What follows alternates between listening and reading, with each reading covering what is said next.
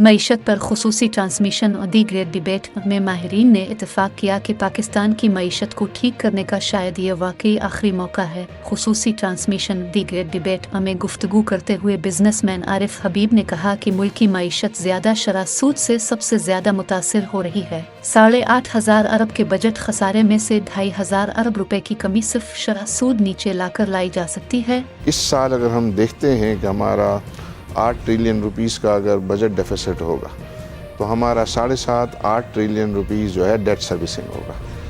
तो अगर हम 22% पे हैं इस वक्त जो है पॉलिसी रेट, और रीजन में आप जिन कंट्रीज़ का जो है पड़ोसी मुल्कों की बातें करते हैं वो 6-7% उनका वहाँ पॉलिसी रेट है।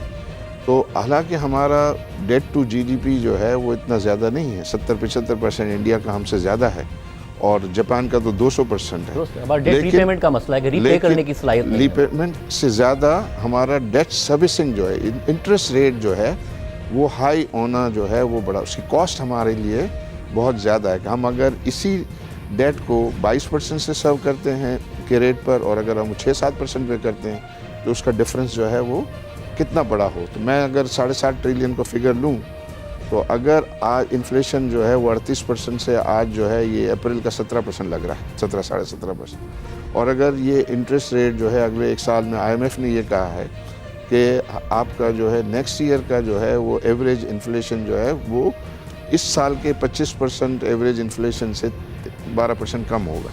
इसका मतलब वो ये कह रहा है कि 13% जो है फिस्कल ईयर 25 जो है इसका वो 13% जो है वो प्रोजेक्ट कर रहा है इन्फ्लेशन को।